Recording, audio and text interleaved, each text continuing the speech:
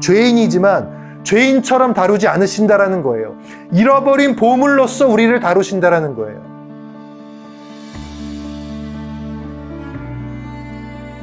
오늘 본문은 유명한 본문입니다. 사실 오늘 본문의 핵심은 2절하고 7절, 8절에 좀 이렇게 섞여서 있습니다. 그거는 결론부에 제가 이렇게 말씀을 좀 드리려고 하고요. 오늘은 삭개오의 이야기이죠. 굉장히 유명한 이야기입니다. 오늘 본문은 누가복음 19장 2절, 여기를 한번 보면은 이 삭개오에 대한 평가가 나와 있습니다. 세리장이고 부자라고. 그리고 여리고의 세리장이었어요. 여러분, 여리고는 아마도 기본적인 도시의 틀을 갖춘 도시 중에서는 가장 오래된 도시 중에 하나로 알려져 있는 도시입니다. 굉장히 오래된 도시고요. 지대가 낮아서 물이 많은 곳이죠. 그 돈과 교역, 이 물자가 모이는 곳. 그 성경에 보면은 세리로 나오는 인물이 마태가 또 있잖아요. 근데 마태랑 삭개오는 완전 달라요. 마태가 일하는 가버나움도 물론 아주 작은 데는 아니지만 여리고랑은 레벨이 완전 다릅니다. 삭개오는 거기다가 세리장이잖아요. 그러니까 적당히를 넘어서 상당히 돈도 있고 권력과도 밀접한 사람이었을 겁니다. 예수님이 오니까요. 예수님이 어떤 사람인지를 한번 보려고 가는데 여기 보면 키가 작고 사람이 많아서 삭개오가 돌 무화과 나무에 올라갔다고 돼 있죠. 근데 여기 한번 추론을 해보면 나무 위에 올라가 볼 정도의 열정, 그 예수님이 내려오라고 하니까 막 기뻐서 내려오고, 또 당시 예수님에 대한 인식이요, 예수님이 힘의 메시아로 인식이 돼서 로마를 무너뜨릴 거다, 이스라엘을 다시 강하게 할 거다, 이런 이미지가 있었어요. 근데 로마 정부랑 가까울 그 세리장인 삭개오가 주님을 보기 위해 나무까지 올라갔다? 이런 거 보면 대충 예수님이 어떤 분인가 대충 한번 보자, 이건 아닌 것 같아요. 진정으로 알기를 원했던 거죠. 교회 생활과 신앙 똑같아요. 예수님을 그냥 보려는 수준으로 있으면 안 되고요. 그분을 진짜 알길 원해야 돼요. 그분을 알기 원하면 예수님은 그런 자들에게 계시를 주십니다. 삭개오가 왜 굳이 나무에 올라갔을까요? 말씀으로 추론하는 거 또 나오지만 키가 작아서. 맞아요. 사람 붐비고 키가 작으니까. 근데 세리장이면 예수님 오시는 거 잘 볼 수 있는 그런 좋은 자리 맡아놓을 수 있지 않을까요? 그거 어려운 건 아닐 거예요. 근데 안 어려운 그걸 하지 않았다는 거예요. 뒤에 8절 나오는 그 시제를 하나 제가 말씀드릴 텐데, 삭개오가 가난한 자에게 나누고 뭐 갚겠다 이런 얘기할 때요, 시제가 습관적인 행동을 나타내는 시제예요. 그러니까 삭개오가 그런 행동들을 하고 있는 중이었다고 볼 여지가 꽤 있는 거죠. 아마도 예수님의 가르침을 어떤 경로로든 듣고 마음의 찔림을 받아서 선행을 하고 있는 중이었을 확률이 큽니다. 삭개오가 세리장임에도요, 어떤 자기의 권력이나 힘으로 예수님을 볼 좋은 위치에 간 건 아니죠. 군중을 해치고 나무 위에 올라가는 순수성과 간절함이 있었던 건 주님의 말씀이 어떤 경로로든 이미 마음에 있었기 때문일 거예요. 또 한 가지 더 고려해보면 당시에는 민족의 반역자를 처단하는 열심당원들이 활동을 많이 했습니다. 가슴에 칼을 꽂고 반역자를 죽이는 거. 삭개오 같은 사람이 저때 사람이 저렇게 붐비는 곳에 간다는 거 칼 맞기 딱 좋거든요. 그럼에도 갔다라는 거는 열심히 있었다고 볼 여지가 있어요. 예수님이 이름을 바로 아시죠? 삭개오야 내려와라. 속히 내려와라. 삭개오라는 이름은 히브리어 자카이에서 유래된 말인데 의로운 사람, 순수하고 깨끗하다라는 거거든요. 근데 사람들 눈에 삭개오는 나쁜 놈이죠. 로마 앞잡이. 근데 예수님은 삭개오의 마음을 아시죠. 속히 내려오라. 민수기 읽어보면요, 백성들이 이렇게 계수되는 장면이 나오죠. 근데 대충 100명, 200명, 대충 이만큼 그런 식으로 하지 않습니다. 이름을 각각 셉니다. 하나님의 구원이라는 건 그래요. 대충 이 정도, 대충 요만큼, 반올림하고 버려서 요만큼, 그런 게 아니라 예수 믿은 김아무개, 예수 믿은 이아무개, 이렇게 공항 검색대 통과하듯이요, 한 명 한 명 그 이름대로 한 명 한 명이에요. 여러분, 단체 여행 가도 아무리 다 같이 다녀도 공항 검색대는 한 명 한 명 통과하잖아요. 주님의 구원이 정확히 그래요. 대충 내가 교회 집단에 속했으니까, 대충 내가 믿는 부모님 밑에서 태어났으니까, 대충 내 주변에 믿는 사람이 있으니까 대충 그들하고 얽혀서 가는 게 아니라 예수님은 분명히 말씀하세요. 대충 거기 넣어 이게 아니라 삭개오야 내려와라. 정확히 말씀하세요. 속히 내려와라. 속히라는 표현에 대해서 여러 해석이 있을 수 있는데요. 저는 감히 이 표현을 10절과 연관해서 해석하고 싶어요. 10절 한번 읽어볼까요? 인자가 온 것은 잃어버린 자를 찾아 구원하려 함이니라. 딱 이런 것 같지 않으세요? 시장에서 이 어린아이가 자기 맘대로 다니다가 엄마를 잃어버린 거예요. 그래서 높은 좀 계단 같은 데 올라가서 막 엄마 하고 찾은 거죠. 그 엄마가 그걸 보고서 막 그 울면서 엄마 찾는 아이를 발견하고서는 아우 야 너 거기 있으면 어떡해. 빨리 와. 빨리 내려와. 빨리 집에 가자. 잃어버린 가장 소중한 존재를 찾았을 때 빨리 오라고. 1초라도 빨리 그를 안고 싶어서 빨리 오라고. 그런 마음인 거죠. 자, 우리 다시 2절로 가보겠습니다. 핵심이 있다라는. 헬라어 원문에는요, 카이 이두라는 말로 시작이 돼요. 카이는 그리고, 이두는 보라. 영어로는 behold. 확 집중을 끄는 말이에요. 예수님이 지금요, 여리고에 들르신 게요, 그냥 심심해서 들리신 게 아니라 자기의 죽음을 암시하시고 사실상 예루살렘으로 가시는 그 마지막 길목이 여리고 방문일 거예요. 예루살렘으로 가는 그 마지막 길목에서 의도적으로 일부러 여리고를 가신 거거든요. 그리고 누가는 성령의 감동을 받아서 이렇게 기록합니다. 카이이두, 보라. 저기에 누가 있는지 보라.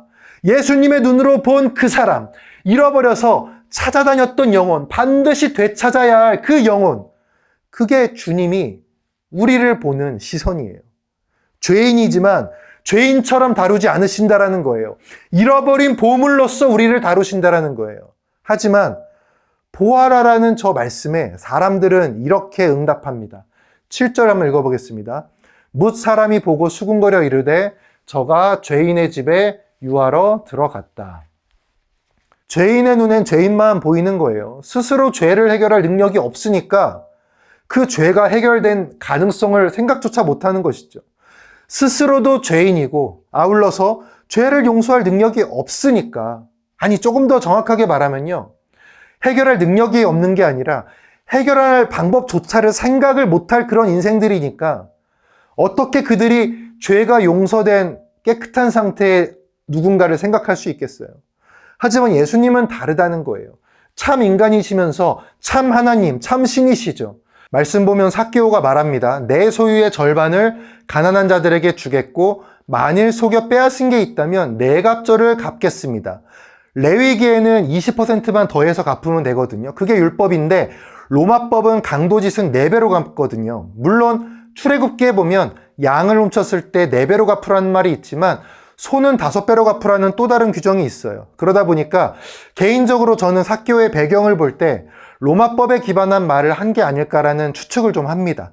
핵심은 뭐 어떤 법이라는 게 중요한 게 아니라 레위기 규정에 따라서 조금 갚아도 되는 해석을 할 수도 있어요.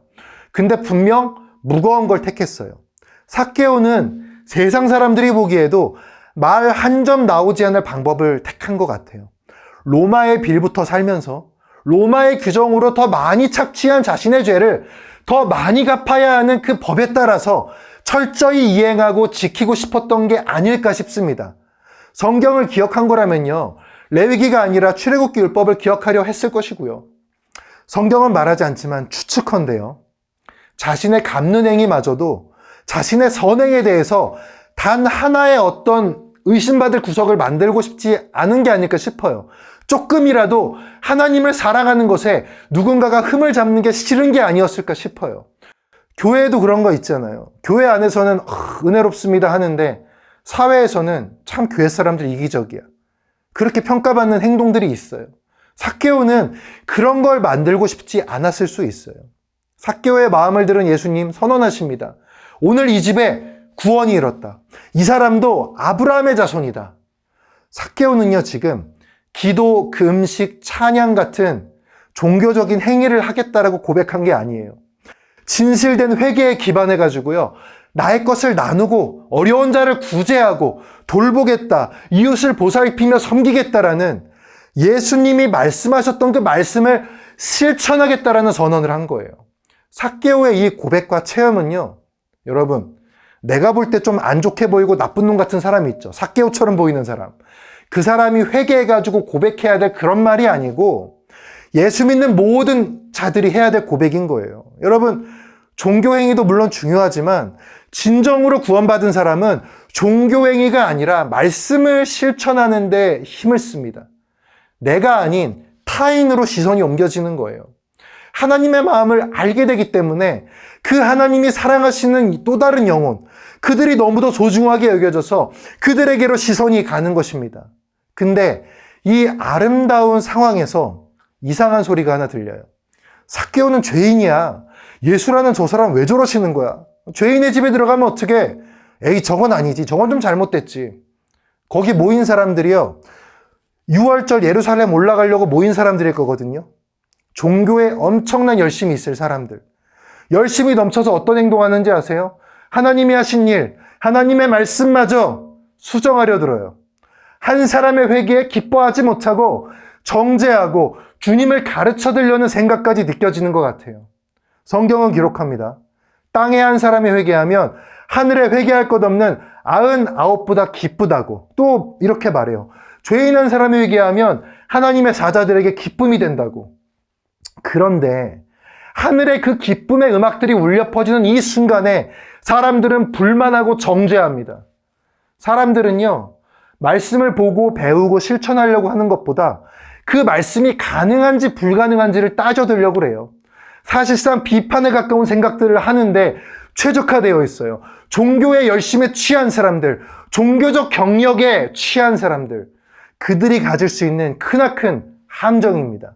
여러분 기억하세요. 예수님은 지금 그 수군거리는 사람들에게 관심이 있지 않습니다. 예수님은요, 삭개오의 고백에만 관심이 있어요. 예수님은 수군거리는 거에 관심 없으세요. 예수님은 눈물로 회개한 죄인의 소리 없는 행동에 관심이 있으십니다. 원문에 보면 거하여야 하겠느니라가 완전 머스트예요. 해야만 한다. 하나님의 마음은 그런 거예요. 그리고 선포하신 말씀이 이 사람도 아브라함의 자손이다라는 말이잖아요. 구원의 선포죠. 예수님이 여기서 보여주신 구원의 또 다른 모습이 있죠. 구원이라는 게 우리 영화 감독들이 만든 이미지처럼 나 하나 뿅 하고 천사가 되는 게 구원이 아니라는 거예요. 하나님 백성의 공동체로 회복되는 모습. 하나님 백성의 공동체로 회복된 사람은요, 당연히 그 공동체가 해야 될 일들을 하겠죠. 그래서 구원이라는 거는 옛사람, 옛 자아에게는 목적지일 수 있지만 구원을 받은 순간 그리스도의 새 몸을 받은 그 사람에게는 출발인 거예요. 구원받은 자로서의 삶이 시작되는 출발점인 겁니다. 삭개오는 그날 예수님을 보기 위해 나무에 올라갔지만 예수님은 이미 알고 계셨죠. 2절 말씀 보세요. 보라! 잃어버린 영혼 삭개오가 저기 있다. 5절 말씀, 예수께서 삭개오를 보고 이르시되. 8절, 삭개오가 말합니다. 주여 보시옵소서. 마치 연인이 서로를 바라보는 것 같지 않으세요? 삭개오가 돈을 갚았다고 하는 거는 단순한 물질의 문제가 아니라 예수님을 알게 되고 진짜 중요한 게 뭔지를 알았다는 거예요. 저는 누가복음 3장 12절 말씀 한번 볼게요. 세리들도 세례를 받고자 하여 와서 이르되 선생이여 우리는 무엇을 하리이까 하매. 저는 이 구절에 삭개오가 연계되어 있을 거라고 개인적으로 생각을 합니다. 근데 삭개오가 혹시 그 자리에는 없었다 할지라도 그 자리에 참석한 어느 세리를 통해서 세례 요한과 예수님에 대한 이야기를 알게 되었을 거라고 생각을 해요. 개인적으로는 그렇게 해석을 합니다. 말씀이 들어와서 마음을 흔들었을 것이고 이 뽕나무 위에서, 돌무화나무 위에서 말씀, 예수님을 직접 보니까 깨달았겠죠. 욥의 고백처럼요. 귀로만 듣던 하나님을 눈으로 본 거죠. 그럼 회개 말고는 아무것도 할 수 있는 게 없어지는 거예요. 그런 그를 하나님은 자신의 공동체에 받아주심으로써 구원을 선언하시는 겁니다. 여러분, 삭개오는요, 그죠? 키 작은 부자가 예수님 만나서 착해진 그런 이야기가 아닙니다. 하나님이 우리를 어떤 존재로 여기시는지, 진정한 구원이 무엇인지, 하나님의 사람은 무엇을 보고 기뻐해야 하는지, 이 세 가지 질문에 대한 답을 주는 거예요. 1번의 답. 하나님은 우리를 반드시 되찾아야 할 가장 소중한 존재로 여기십니다. 찾으러 오신 거예요. 2번의 답. 진정한 구원은 나 하나 뿅 잘 되는 게 아니라 내가 그 하나님의 공동체에 참여하게 되는 것입니다. 3번의 답. 아울러 우리가 보고 기뻐해야 할 것은 보라, 드디어 찾았다. 보라, 뭘 봐요? 저기 하나님이 그토록 찾은 그 영혼이 있다. 보라. 우리의 기쁨은요, 죄인에게 돌을 던지는 것에 있으면 안 되는 거예요. 우리의 기쁨은요, 그저 나 배부르고 나 잘 되는 거에 있어서는 안 되는 거예요. 우리의 기쁨은 내 안에 모신 예수, 그분을 전할 수 있는 영혼을 발견했을 때 가장 크게 기뻐야 되는 거예요. 기다리던 명품 한정판 나올 날이 나왔다. 그거 찾았다. 조선 반도체 주막 상한가 간다. 매출을 늘릴 바이어를 찾았다. 봐라. 그런 찾음과 그런 바라봄 말고요. 인자가 온 것은 잃어버린 자를 구원하려 함이라. 하나님이 기뻐하시는 그 영혼, 그것을 바라보고 그것을 찾고 그것을 발견한 그 기쁨에 동참하는 것, 그것이 바로 구원받은 자가 구원받은 자답게 사는 삶일 줄 믿습니다. 그리고 이 시간 우리 모두가 그런 삶을 사는 자로 기억되기를 소망합니다. 자, 우리 이 시간 함께 하나님께 기도 올려드리겠습니다.